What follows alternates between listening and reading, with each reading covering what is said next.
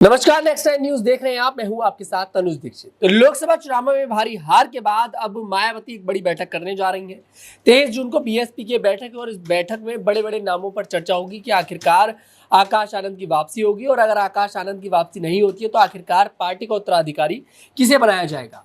यह भी चर्चा होगी कि आखिरकार उत्तर प्रदेश में एक भी सीट हम क्यों नहीं जीत पाए और आने वाले समय में जो विधानसभा चुनाव है 2027 में और जो 9 सीटों पर उत्तर प्रदेश में उपचुनाव होने जा रहे हैं उसमें किस तरह से बीएसपी पार्टी को काम कर रहा है जिससे कुछ सीटें अपने नाम करते नजर आए। कुछ सवाल होंगे हमारे सहयोगी अक्षय से पहले सवाल लेंगे। अक्षय, क्या स्थिति यहाँ पर दिखाई दे रही है आपके लिए कि आकाश आनंद की वापसी की कोई उम्मीद दिखाई दे रही है? क्योंकि अभी तक जितनी भी बैठकें बताया जा रहा है 4 जून के बाद मतलब परिणाम आने के बाद जो हुई है उसमें आकाश आनंद शामिल नहीं होते, उन्हें नहीं बुलाया गया था। लेकिन क्या इस बैठक में आकाश आनंद पहुंचेंगे और अगर आकाश आनंद पहुंचते हैं तो क्या एक बार फिर से उन्हें पार्टी का उत्तराधिकारी बनाया जाएगा? देखिए, एकदम से उत्तराधिकारी बनाना और बनाएंगी मायावती, ये तो शायद कहना मुश्किल होगा। लेकिन हाँ, तनुज, ये जो पूरा मामला हुआ है 7 मई की वो तारीख थी, शाम का वक्त था। मायावती के एक के बाद एक ट्वीट आते हैं और टारगेट करती हैं सीधे तौर पर यहाँ आकाश आनंद को कि राजनीतिक रूप से अपरिपक्व हैं और उन्हें पार्टी की तमाम जिम्मेदारियों से मुक्त किया जाता है। अब यहाँ पर आप देखिए, उस वक्त से ही ये बात कही जा रही थी कि मायावती ने जो आकाश आनंद को लेकर ये फैसला बीच चुनावों में लिया है, इससे पार्टी को नुकसान होना तय है। क्योंकि जो कोर वोटर बसपा का रहा है, जो कोर वोटर बसपा का जो एक लंबे वक्त से रहा है, आकाश आनंद के सक्रिय होने से, आकाश आनंद की बयानबाजी, चुनावी जनसभाएं, रैलियां करने से उनमें एक जोश कहीं ना कहीं आया था। आप अगर बसपा के कोर वोटर से बात करेंगे तो वो कहीं ना कहीं आकाश आनंद का समर्थन करते हुए दिखाई देंगे। उन्हें लगेगा कि हाँ, उन्हें लगा था कि मायावती के बाद एक और यहाँ पर बड़ा नेता आया है, दलित नेता, जो उनकी आवाज बनेगा उत्तर प्रदेश में और कहीं ना कहीं राजनीति के स्तर पर बड़ा यहाँ पर मुकाम पाएगा, जो मायावती ने एक वक्त पाया है। लेकिन आकाश आनंद को जैसे ही उन्होंने पीछे किया, उत्तराधिकारी पद से हटाया, इसके अलावा पार्टी के राष्ट्रीय कोऑर्डिनेटर के पद से भी हटा दिया, तो वाकई में चौंका देने वाला फैसला था। और उसके बाद ये बात लगातार कही जा रही थी कि मायावती अपने फैसले को चुनावी परिणाम के बाद पलट सकती है। लेकिन आप देखिए, यहाँ पर 4 जून को चुनावी परिणाम आए थे और तकरीबन 2 हफ्ते हो चुके हैं चुनावी परिणाम को। अब तक भी आकाश आनंद को लेकर कोई भी यहाँ इस प्रकार की जानकारी सामने नहीं आई है कि मायावती विचार बना रही हो कि आकाश को फिर से वो तमाम पद दे दिए जाएंगे। अब ये तमाम पद भी ना दिए जाएं तो पार्टी में फिर से उन्हें शामिल कराकर कोई पद देकर उन्हें यहाँ पर राजनीति में सक्रिय किया जाए। अब कोई भी ऐसी जानकारी सामने नहीं आई, जिसके आधार पर तो यही लग रहा है कि अभी जल्दी से तो शायद मायावती उन्हें वापसी पार्टी में ना ले। जी, वाकई में अभी तो कोई उम्मीद नजर नहीं आ रही है कि आकाश आनंद की बीएसपी पार्टी में वापसी हो। लेकिन अगर नेता के तौर पर देखा जाए, युवा नेता के तौर पर कहीं ना कहीं आकाश आनंद जो है बहुत बड़ा चेहरा धीरे धीरे कर बनते नजर आ रहे थे। ऐसे में जब उनके ऊपर ये एक्शन लिया गया, अखिलेश यादव भी उनके समर्थन में उतरते नजर आए, कहते नजर आते हैं कि जो भी कुछ उन्होंने कहा बिल्कुल ठीक है, एक अच्छे नेता आने वाले समय बनते नजर आएंगे। तो कहा जा रहा था कि आकाश आनंद कहीं समाजवादी पार्टी के साथ ना चले जाए। ऐसे में लोकसभा चुनाव में समाजवादी पार्टी ने 37 सीटों पर जीत भी दर्ज कर ली है। क्या आने वाले समय में अब आकाश आनंद समाजवादी पार्टी में चले जाएंगे अगर बीएसपी में जिम्मेदारी नहीं मिलेगी? अगला सवाल मेरे सहयोगी अमन सर से लेंगे। अमन सर, क्या स्थिति यहाँ पर लग रही है? क्योंकि अगर बीएसपी में तो उम्मीद नहीं लग रही कि जिम्मेदारी एक बार फिर से दी जाए, और अगर बीएसपी में जिम्मेदारी नहीं मिलती है तो क्या आकाश आनंद किसी दूसरी पार्टी का रुख करेंगे? और उत्तर प्रदेश में अगर रुख करते हैं तो समाजवादी पार्टी वो पार्टी नजर आती है जिसमें आकाश आनंद शायद एंट्री करते नजर आए। देखिए, जाहिर बात है, क्योंकि आकाश आनंद के जो बयान थे उसने कहीं ना कहीं बीएसपी के लिए एक माहौल तो बनाया, लेकिन जिस तरह मायावती ने तुरंत एक्शन लेकर उनके खिलाफ जो पूरे का पूरा कह सकते हैं कि एक तरफा फैसला सुना दिया, उसने तमाम जो बीएसपी के कार्यकर्ता थे उनको भी बहुत ज़्यादा हतोत्साहित किया। तमाम लोगों ने ये तक कहा कि आकाश आनंद को जो है इस तरह से बीच चुनाव में से जो कह सकते हैं पाबंदी नहीं लगाई जानी चाहिए थी। जिस तरह की भाषणबाजी वो कर रहे थे, भले ही उनको संयमित तौर पर बोले कहा जाता, लेकिन इस तरह से अचानक बैन नहीं लगाना चाहिए था। तो आप देखिए, आकाश आनंद का जो लोकप्रियता है जिस तरह से उनकी बढ़ी उत्तर प्रदेश के अंदर, तो ऐसे में बिल्कुल मायावती का ये फैसला कई तरह से आलोचना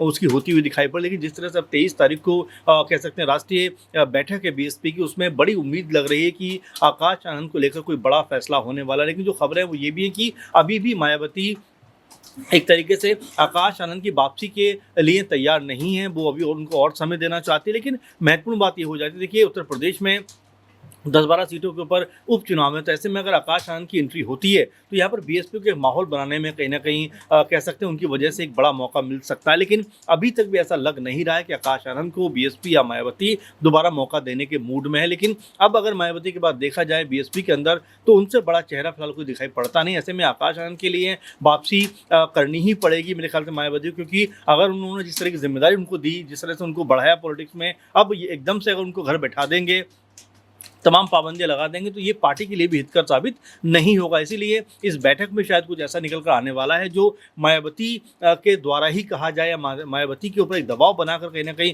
आकाश आनंद की जो एंट्री है वो यहाँ पर होती हुई दिखाई पड़े। जी बिल्कुल, यहाँ पर एक मजबूरी के तहत कहीं ना कहीं मायावती को आकाश आनंद को फिर से पार्टी में शामिल कराना पड़ेगा। वही बात अगर करी जाए आकाश आनंद के बयानों के चलते मायावती ने उन पर जो कड़ा एक्शन लिया था उसका कहीं ना कहीं घाटा उत्तर प्रदेश में मायावती ने देख लिया है। अब ऐसे में एक सिर्फ उनके पास जो ऑप्शन नजर आता है वो आकाश आनंद नजर आते हैं। अगला सवाल मेरे सहयोगी मनीष से लेंगे। मनीष, यहाँ पर जो स्थिति दिखाई दे रही है वो ये दिख रही है कि भाई मायावती को मजबूरी के तहत ही लेना पड़े, लेकिन आकाश आनंद को बीएसपी पार्टी में लेना जरूर पड़ेगा और बड़ी जिम्मेदारी यहाँ पर देनी जरूर पड़ेगी, क्योंकि तमाम कार्यकर्ता जो है विरोध कर रहे हैं इस बात का कि आखिरकार आकाश आनंद को आपने क्यों निकाला। क्योंकि कहीं ना कहीं देखा जाए बीजेपी के कई बड़े दिग्गज नेता हैं जो अपने बयानों को लेकर सुर्खियों में रहते हैं, समाजवादी पार्टी के भी दिग्गज नेता हैं जो बयानों को लेकर सुर्खियों में रहते हैं, कांग्रेस के भी कई सारे नेता हैं।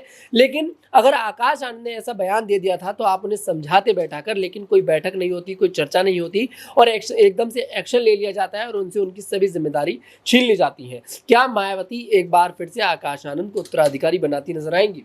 जी बिल्कुल तनुज, जिस तरीके से देखा गया लोकसभा चुनाव के दौरान आकाश आनंद की बयानबाजी के बाद मायावती ने जो बड़ा एक्शन लिया है वो कहीं ना कहीं एक तरीके से इस पार्टी की सुप्रीमो होने के नाते तो सही था, लेकिन कहीं ना कहीं देखा जाए तो जिस तरीके से लोकसभा चुनाव का माहौल था उसमें कई बयानबाजी यहाँ पर तमाम नेताओं द्वारा की गई, चाहे वो बीजेपी के हों, कांग्रेस के हों, सभी नेताओं ने यहाँ पर तमाम बयानबाजियाँ की हैं और ऐसे में किसी पर भी कोई यहाँ पर तलवार लटकती हुई नजर नहीं आई, कोई भी एक्शन नहीं हुआ। तो ऐसे में मायावती का एक्शन लेना बहुत भारी नुकसान उनको कर गया। देखिए आप लोकसभा चुनाव में किस तरीके से मायावती की हार हो जाती है और ऐसे में पूरी तरह से यूपी में सुपड़ा साफ होना, एक मुख्यमंत्री के तौर पर उन्होंने बड़ी सेवाएं दी हैं प्रदेश को, तो ऐसे में मुख्यमंत्री के तौर पर सेवाएं देने के बाद यहाँ पर उनकी पार्टी को और मजबूत स्थिति में आना चाहिए था।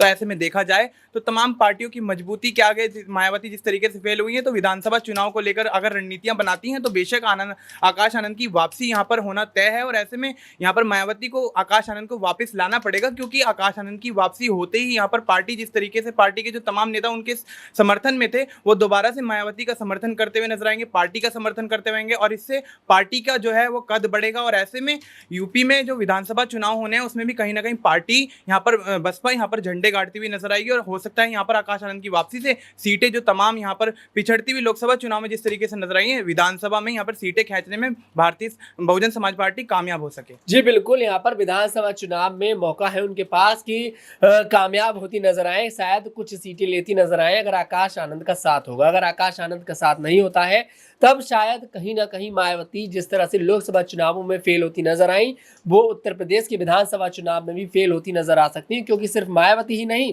तमाम पार्टियां ऐसी हैं जिन्होंने उत्तर प्रदेश के विधानसभा चुनाव की तैयारी 3 साल पहले ही कर दी है। कल ही चंद्रशेखर आजाद ने भी ऐलान किया है कि हम उत्तर प्रदेश की सभी विधानसभा सीटों पर 2027 में अकेले चुनाव लड़ेंगे, किसी के साथ कोई गठबंधन नहीं करेंगे। अब ऐसे में कहीं ना कहीं मायावती का अब ये बैठक करना, देखते हैं कि आखिरकार इस बैठक में क्या कुछ बड़े फैसले होते नजर आते हैं।